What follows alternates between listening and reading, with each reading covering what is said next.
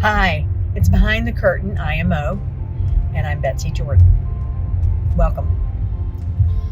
So the debate, the vice presidential debate, I'm not sure how much it moved the needle, but what was very clear is that while vice presidential candidates were discussing everything under the sun, there was a consistency to Governor Tim Walz that was not there for J.D. Vance. J.D. Vance was changing his tune, and changing his tune pretty dramatically, trying to spin and position himself in a certain way. And he did a good job of that. I would say that that only indicates to me that we are on the right track, that with Kamala's background in her story and what we are doing with the economy and everything else, they're trying to take our story and make it theirs. So I want you to pay attention to that, please. If you go and research, what J.D. Vance has said in the past and what he's now saying, the fact that he was one of the co-authors to Project 2025 makes it very difficult for him to distance from it. If you look at one of my other videos, you'll see that Project 2025, I've got a graphic and animated video that I borrowed, and hopefully, because I'm not charging anything for this,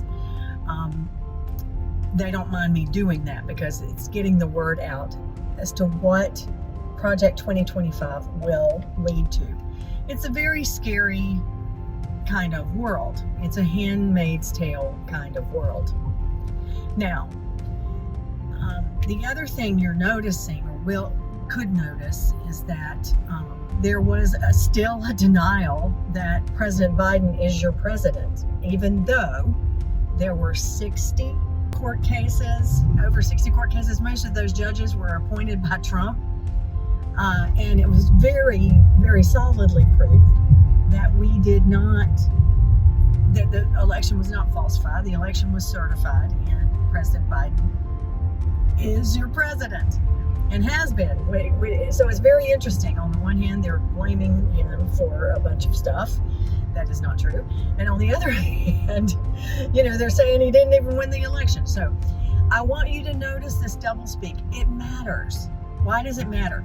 Can you imagine being a diplomat or someone from another country and not being able to trust what somebody says because they're going to change their tune on you one day or another? Now, Kamala was accused in the first debate of changing her tune, but she didn't change her tune. There is a river that runs through it, and everything that she has done, she has been serving the people, and she's had to balance considerations. That is called compromise, and that is the only way you can get something done in our Congress. That, frankly, there are ways that congressional floor and all the machinations that have been going on around the budget. There are ways that needs to be revamped, but there are a lot of things that need to be revamped in our political, the two-party system, gerrymandering, the campaign finance laws, things like that make it really impossible to change the way things are done. And there are lots of problems with the way that things are done. Everybody agrees to that.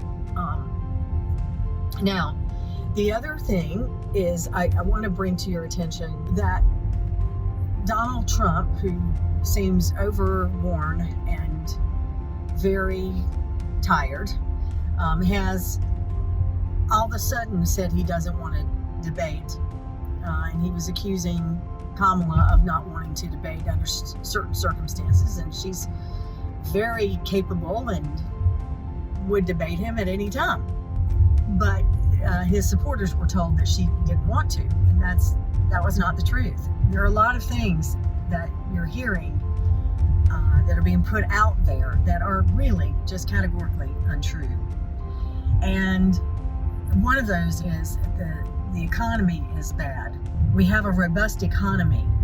What we're seeing in the grocery stores, or Kamala is going to continue to try to lower, and I say try, it's about corporate price gouging. People trying to make up for what they lost during COVID. And hey, you know what? Nobody says that you should do that. I mean, you have a cost of goods and services, and you have prices that you set, and if you're not, basically you shouldn't be trying to make up for COVID, because there were substance programs, and if you had trouble with subsidy programs, then that's another subject altogether. But what we are finding is that there is corporate price gouging that has been happening, and President Biden started working on that a couple of years ago now, and made that public. You'll notice he didn't make a lot of things public. He's not that kind of guy. He actually is pretty presidential in the traditional sense of the word. So when I'm telling you about all this, wanting to cover a lot in this video, but basically it's the vice presidential debate, that it needs to be clear to you what is fact and what is fiction.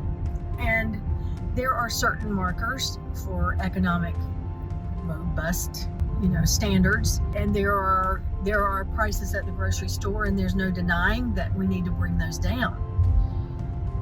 Also, there are prices that are coming down, so that needs to be something that is noticed. Also, there are plenty of things that are being said now that were not being said a few months ago, or things that are being said to cover up what was pretty clear to us a few months ago, in that J.D. Vance did support Project 2025.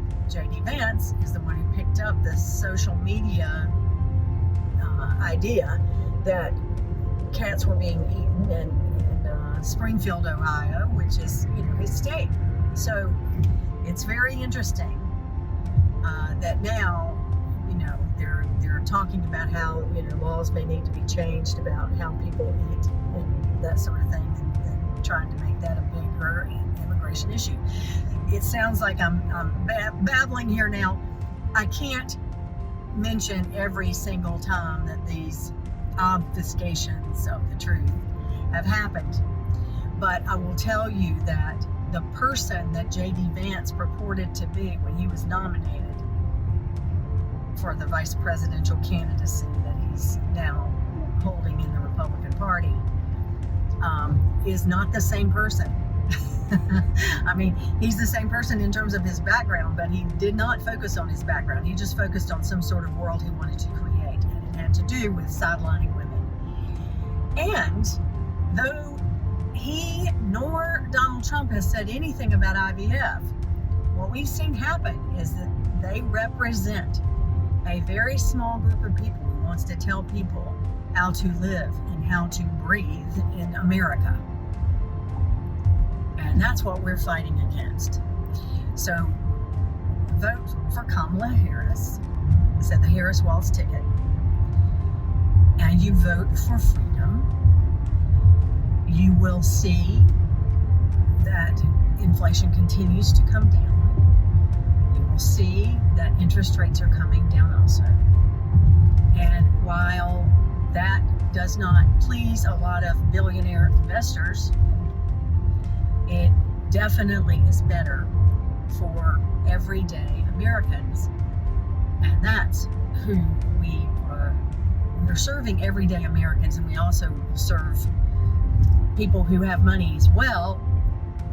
But we live in a world right now that disproportionately favors people with money. This was Behind the Curtain IMO. Thank you for being here.